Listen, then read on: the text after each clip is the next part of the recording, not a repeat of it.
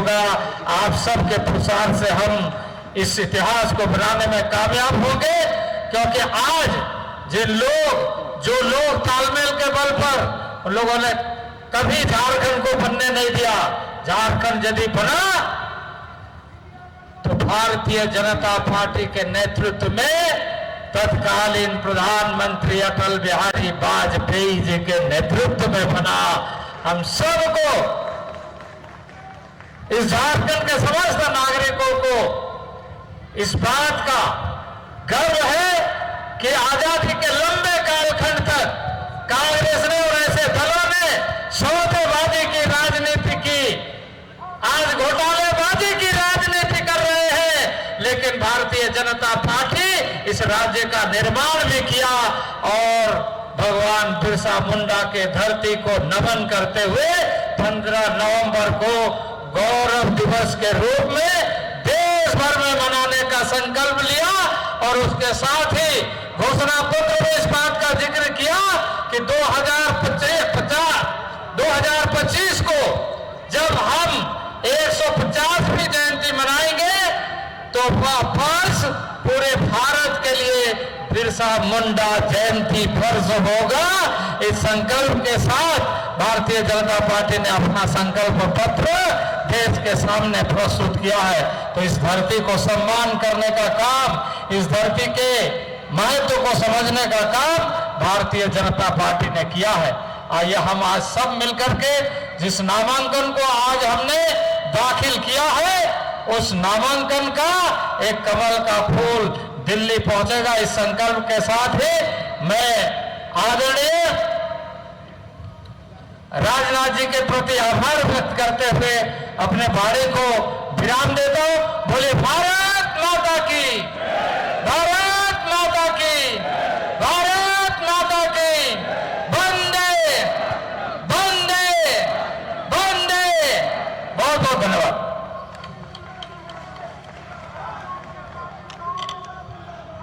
हम सदन के लोकप्रिय भारत सरकार के मंत्री और लोकसभा के प्रत्याशी भी हैं आदरणीय अर्जुन मुंडा जी को बहुत बहुत धन्यवाद इस मंच की ओर से।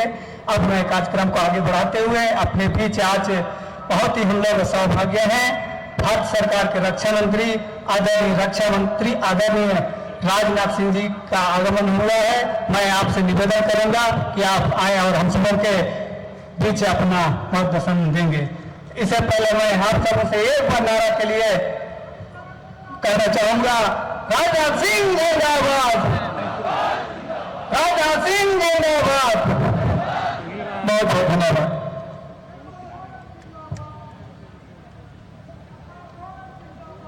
भारतीय जनता पार्टी झारखंड के प्रदेश अध्यक्ष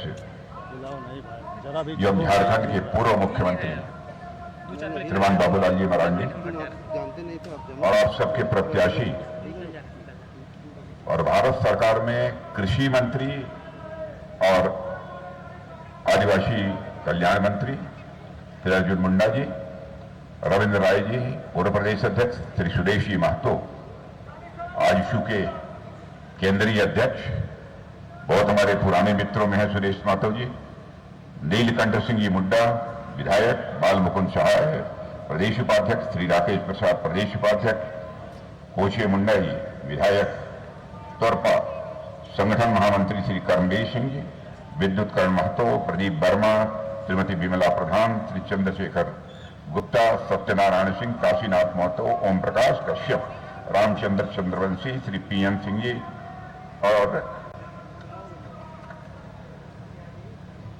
कैलाश महतो, संजय साहू, रुपेश जायसवाल। मैंने कहा कोई छूटने न पाए, सभी को पढ़ दिया।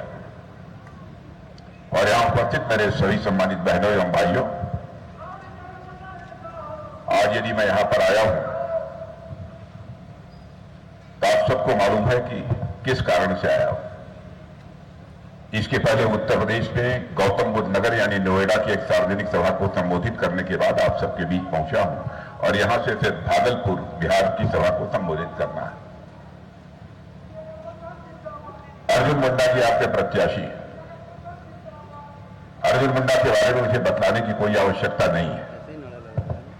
आपने उन्हें मुख्यमंत्री के रूप में काम करते हुए देखा है, और भारत सरकार में भी मंत्री के रूप में उन्हें काम करते हुए आज भी आप देख रहे हैं। बहनों भाइयों, झारखंड के बारे में मैं कहना चाहूंगा,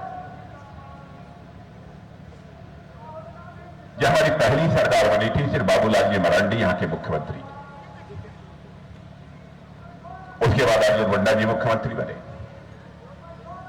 उसके बाद रघुवर दास जी बने, लेकिन हमारे तीनों मुख्यमंत्रियों की विशेषता रही है, झारखंड ही नहीं, इस देश का कोई मातालाल उंगली उठाकर नहीं कह सकता कि हमारे तीनों पूर्व मुख्यमंत्रियों के दामन पर कोई भ्रष्टाचार की दाग लगी। और मैं समझता हूं कि झारखंड की मिट्टी का जो करिश्मा रहा है, उस करिश्मे के अनुरूप अपने को ढालने का काम किया है तो हमारे तीनों नेताओं ने किया।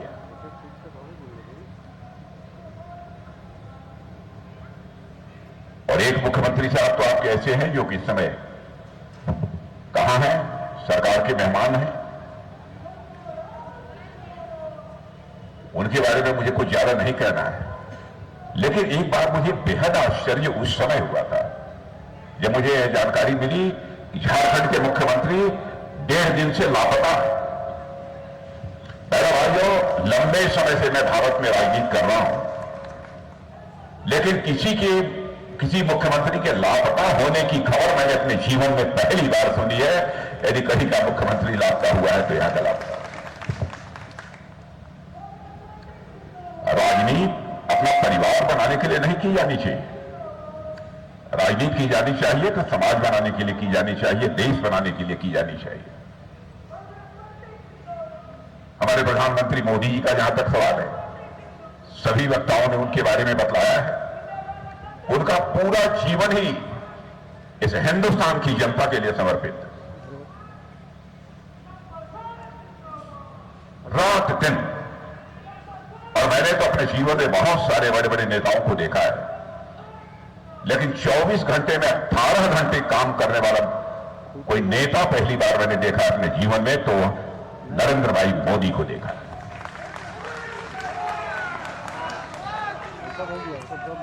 हमसे भी बड़े होने के बावजूद लगातार दिन में 3 सभा 4 सभा को संबोधित करना, दिल्ली से चलकर आना जाना, सभा को संबोधित करना, दूसरी तीसरी चौथी फिर पहुंचना, और आपको आश्चर्य होगा कि यहां से जाने के बाद रात को 10 बजे फिर बैठक होती है। तो सचमुच यदि हम भारत का मस्तक सारी दुनिया में ऊंचा करना चाहते हैं तो ऐसा ही तपस्वी प्रधानमंत्री इस देश को चाहिए जैसे हमारे नरेंद्र मोदी जी हैं।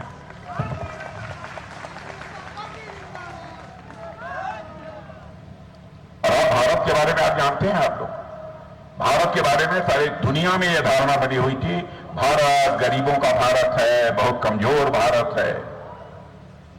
और हालत यह थी कि भारत को इतना लोग कमजोर मानते थे कि जो चाहता था वह भारत को आंख दिखा देता। लेकिन बहनों भाइयों, आज मैं आपको बतलाना चाहता हूं, आपके गांव के, आपके अड़ोस पड़ोस के, यदि आपको जानकारी नहीं है तो आप पूछ लीजिए। आज भारत का कद सारी दुनिया में बढ़ा है। पहले दुनिया की मंचों पर, अंतर्राष्ट्रीय मंचों पर भारत कुछ बोलता था तो लोग भारत की बातों को गंभीरतापूर्वक नहीं लेते थे, कहते थे भारत तो कमजोर भारत है। कमजोर की आपने देखा होगा, गांव में जो कमजोर होता है उसकी बात जल्दी लोग सुनते नहीं है। यही हालत हमारे भारत देश की थी 2014 के पहले। भारत यदि अंतर्राष्ट्रीय मंचों पर कुछ बोलता था तो लोग भारत की बातों को गंभीरतापूर्वक लेते नहीं थे। लेकिन बहनों भाइयों, आपको जानकर खुशी होगी, आज भारत अंतर्राष्ट्रीय मंचों पर कुछ बोलता है, सारी दुनिया कान खोल कर सुनती है भारत बोल क्या रहा है। यह भारत की हैसियत बनी है।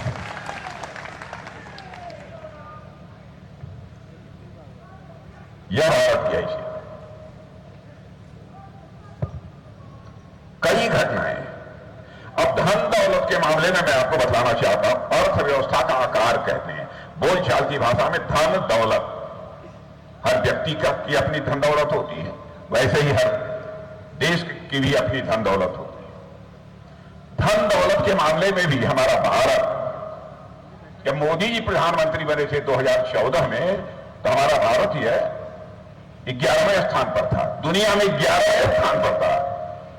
7 वर्षों के अंदर हमारे प्रधानमंत्री ने करिश्मा करके, मेरे बहनों भाइयों, हमारे भारत को दुनिया के 5 कंट्रीज में, दुनिया के 5 देशों में लाकर खड़ा कर दिया।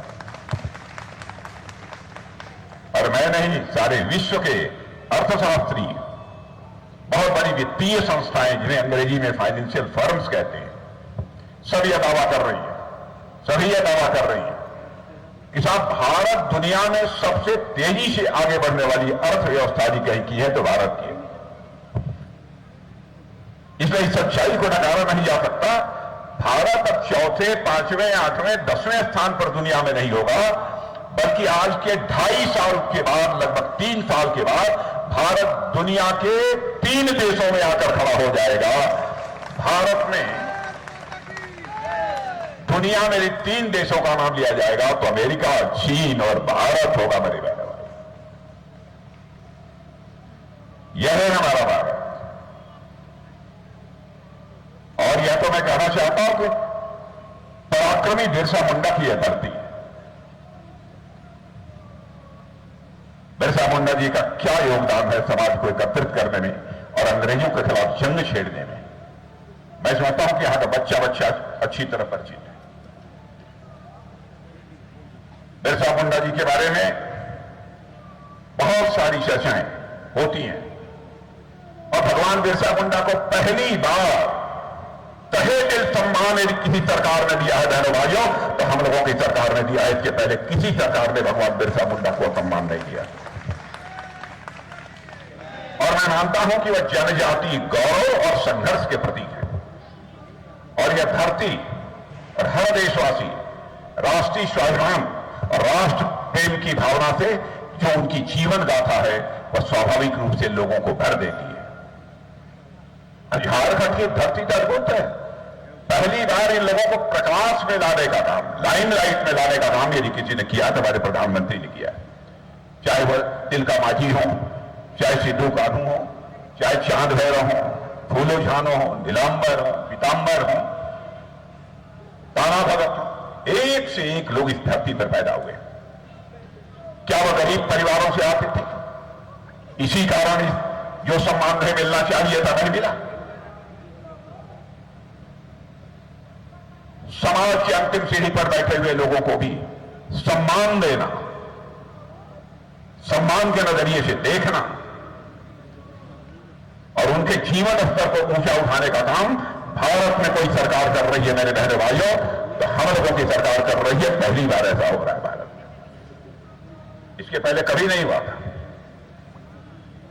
अब आदिवासी मंत्रालय में यदि किसी को बनाना हुआ तो सबसे पहले इस आजाद भारत में आदरणीय अटल बिहारी वाजपेयी ने आदिवासी कल्याण मंत्रालय बनाया था, और किसी ने नहीं बनाया। और आज आपको जानकर खुशी होगी, आदिवासी कल्याण मंत्रालय, इसका बजट पहले से 6 गुना बढ़ा दिया गया। क्यों अर्जुन मुंडे? 6 गुना बढ़ा दिया गया। अब आपके अर्जुन मुंडा जी बड़े बजट के मालिक हैं। आप समझते होंगे कि घर के हैं, घर की मुर्गी चाक के बराबर। और आदिवासियों में भी जिनको कोई पूछता नहीं, ऐसे हजारों गांव, मुझे इस समय संख्या याद नहीं है, पीएम जनधन योजना जो लागू हुई है, लगभग कितने हजार गांवों के? 17,000 है, 36,000 गांव जो एकदम पिछड़े हैं, आज तक उनकी किसी ने सुने ही नहीं, और उनके अलावा ही 22। पहली बार समाज की अंतिम सीढ़ी पर जिन्हें कहा जाता बैठे हुए थे, उपेक्षित थे, कोई जाता नहीं था, पूछता नहीं था, उनकी चिंता की है तो हमारे प्रधानमंत्री ने की है। और बहनों भाइयों, आपको जानकर खुशी होगी, दुनिया के किसी देश में वह काम नहीं हो पाया जो हमारी सरकार ने किया। आप इसका पता लगा लें। और मैं प्रेस के दोस्तों से भी कहना चाहता हूं, हमारी कोई बात गलत हो, आप अखबार के पन्नों पर लिख देना, मैं अपनी गलती स्वीकार कर लूंगा, क्योंकि मैंने जिंदगी में राजनीति की है, जनता की आंखों में धूल झोंक कर राजनीति नहीं की है, जनता की आंखों में आंख डालकर राजनीति की है, इसलिए मैं कह रहा हूं। 25 करोड़ जनता को, 25 करोड़ गरीबों को हम लोगों ने गरीबी के बाहर कर दिया। ये हमारी सरकार नहीं कर रही है, नीति आयोग ने कहा है। बहुत बड़ी बड़ी अंतर्राष्ट्रीय संस्थाओं ने कहा, भारत ने करिश्मा कर दिया।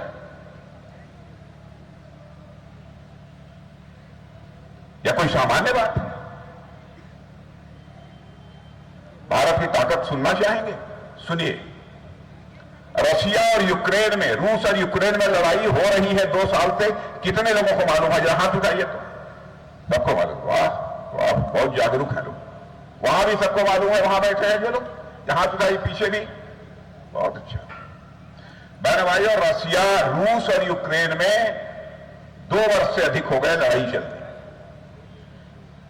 बराबर रूस भी मिसाइल, बम, तोप, गोले यह सब सारा चला रहा है, और यूक्रेन भी चला रहा है।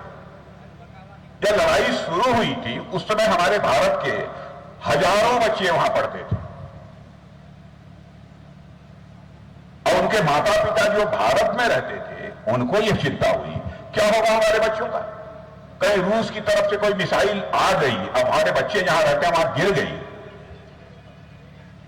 तब तो हमारे बच्चे बचेंगे नहीं। तो भारत में जो उनके माता पिता रहते थे वो प्रधानमंत्री से मिले, और प्रधानमंत्री से कहा, हे प्रधानमंत्री जी, चाहे जो कुछ भी हो जाए, चाहे जैसे भी, हम नहीं जानते कैसे होगा, लेकिन आप हमारे बच्चों को यूक्रेन से निकालकर बाहर ले आइए, भारत ले आइए। अब बहनों भाई, आप मान लो मिसाइल, बम, तोप, गोले बराबर दोनों देशों की तरफ से चल रहे हैं, कैसे काम करेगा कोई? लेकिन देखिए हमारे प्रधानमंत्री का 56 इंच का सीना, 56 इंच का सीना मेरे बहनों भाइयों। उन्होंने कहा चिंता मत करो, चिंता मत करो, और उन्होंने टेलीफोन उठाया, रूस के राष्ट्रपति मिस्टर पुतिन को बुलाया, उनसे बात की, यूक्रेन के राष्ट्रपति मिस्टर जेलेंस्की से बात की, और बहनों भाइयों 4.5 घंटे के लिए युद्ध रुक गया, और 22,500 बच्चे हमारे भारत के वहां से अपने देश वापस आए। यह है हमारा भारत।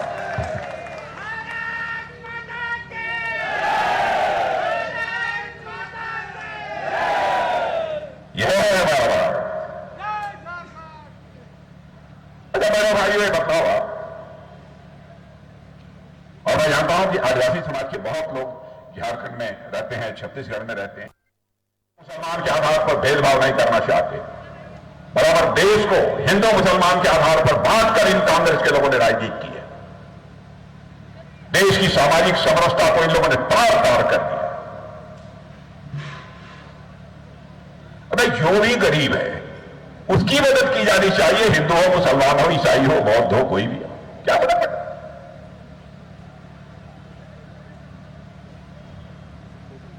इन्होंने कई कमीशन बनाए,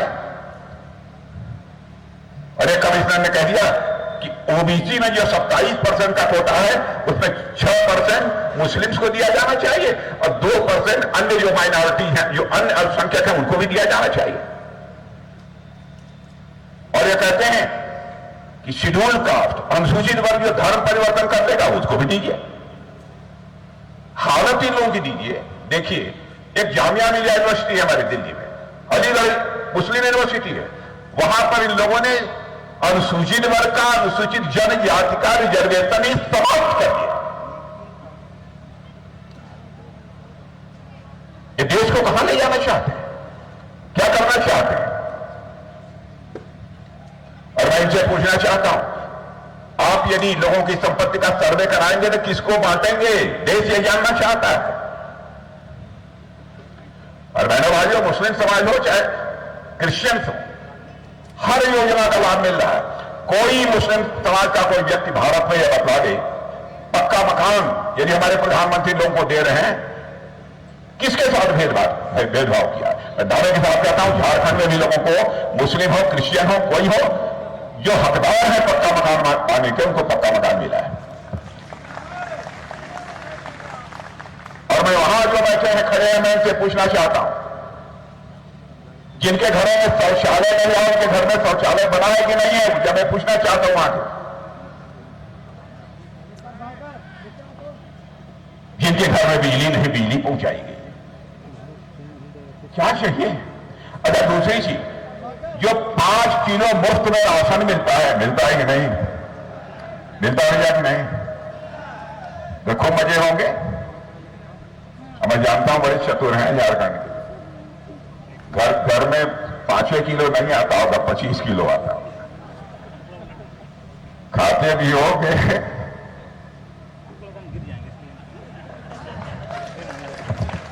सही बात है, ईमानदारी की बात है ना। लेकिन मैंने बोला नहीं, इशारे में बतला दिया। बात सही है कि नहीं? बताइए। तो इस पर हमारे मोदी जी ने हिंदू मुसलमान के आधार पर, ईसाई के आधार पर कोई भेदभाव किया है? ये लोग क्यों इस समय सत्ता की बातें कर रहे हैं? हर योजना का लाभ हर धर्मावलंबियों को मिल रहा है, लेकिन इन लोगों की आदत है, जान रहे हैं इंडी एलायंस के लोग कि वे हार रहे हैं, तब लोगों को अंदर भय पैदा करके, खौफ पैदा करके उनका समर्थन हासिल करना चाहते हैं। भाइयों, भारतीय जनता पार्टी कभी लोगों के दिलों में भय पैदा करके समर्थन नहीं हासिल करना चाहती, बल्कि लोगों के दिलों में हम प्यार, मोहब्बत और विश्वास पैदा करके उनका समर्थन हासिल करना चाहते हैं। यह भारतीय जनता पार्टी का चरित्र है। अब जानते हैं एक बात और, आपको मालूम है कि नहीं, एक बार में पढ़ा कि नहीं, सूरत में, गुजरात के सूरत में हमारा भारतीय जनता पार्टी का एक कैंडिडेट निर्विरोध जीत गया। मालूम है कि नहीं? बड़ी अच्छी शुरुआत हो गई। जानते हैं कांग्रेस के लोग क्या कहते हैं? ये तो लोकतंत्र के लिए बहुत बड़ा खतरा है। बहनों भाइयों, इसके पहले भी जब कांग्रेस की सरकार थी तब भी निर्विरोध जीते, तब लोकतंत्र को खतरा नहीं था। और आज यदि निर्विरोध सूरत में भाजपा का प्रत्याशी यदि सांसद बन जाता है तो लोकतंत्र को खतरा है। अरे छाता रहने दो, छाता रहने दो। बताइए, यदि कांग्रेस का कैंडिडेट निर्विरोध हो जाए तो लोकतंत्र की मजबूती है। और बीजेपी यदि जीत गया मान जाए, निर्विरोध हो जाए कैंडिडेट, तो लोकतंत्र का खतरा। क्या है तमाशा? अरे झूठ बोलकर लंबे समय तक राजनीति नहीं की जा सकती। जनता की आंखों में धूल झोंक कर लंबे समय तक राजनीति नहीं की जा सकती। अरे कांग्रेस के दोस्तों, राजनीति करनी है तो जनता की आंखों में आंख मिलाकर राजनीति करो, तब मैं समझूंगा कि वास्तव में कुछ है दमखम तुम्हारे यहां।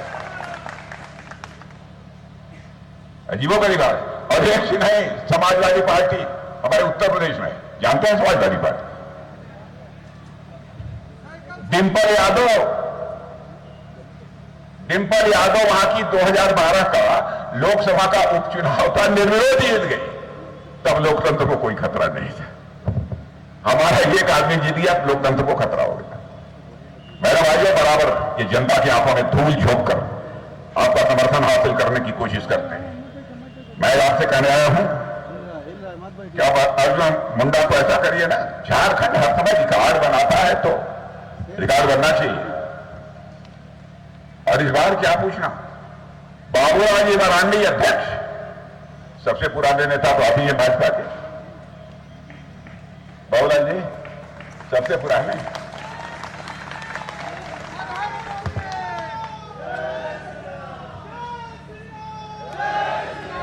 अर्जुन मुंडा तो इनसे बहुत छोटे हैं। ये हो और सुरेश महतो जैसा नौजवान यदि ये बिल्कुल ताकत दे रहा हो, तब यहां जीतने से कौन रोक सकता है?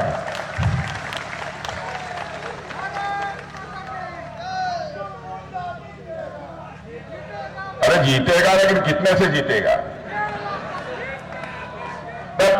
2 लाख और बढ़ा के। इस बार कितने जीते थे? इस बार तो बेकार था। कितना जीतेगा? नहीं, हाँ 5 लाख से जिताइए तब। अरे मैं कहता हूं ज्यादा नहीं, अब 3 लाख से जिता दीजिए। मैं आप बड़े भाइयों को विश्वास दिलाता हूं, मैं फिर से आऊंगा तो अपना स्वागत कराने के लिए नहीं आऊंगा तो शीश झुकाकर आप सभी का अभिनंदन करने के लिए आऊंगा, आप सभी का मैं स्वागत करने के लिए आऊंगा।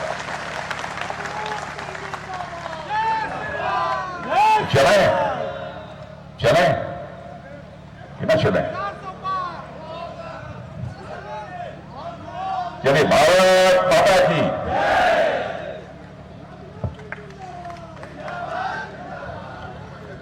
मंच की ओर से बहुत बहुत धन्यवाद अपने भारत सरकार के रक्षा मंत्री आदरणीय राजनाथ सिंह जी को। अब मैं निवेदन करूंगा अपने जिला के अध्यक्ष आदरणीय चंद्रशेखर गुप्ता जी को, आप आए और धन्यवाद ज्ञापन कर सभा की समाप्ति की घोषणा करें। भारत माता की। अब की बार आज हमारे मुख्य अतिथि अपने लोकप्रिय रक्षा मंत्री आदरणीय राजनाथ सिंह का आगमन हुआ। हमें बहुत खुशी है। ये आगाज निश्चित रूप से 400 पार करेगा। सम्मानित मंच को मैं धन्यवाद देता हूं और जितने भी पदाधिकारीगण हैं, जितने भी अलग अलग लोकसभा के बूथों से आए हुए कार्यकर्ता हैं, सभी को मैं धन्यवाद देता हूं और इस सभा की समाप्ति की घोषणा करता हूं। सभी भोजन करके ही जाएंगे।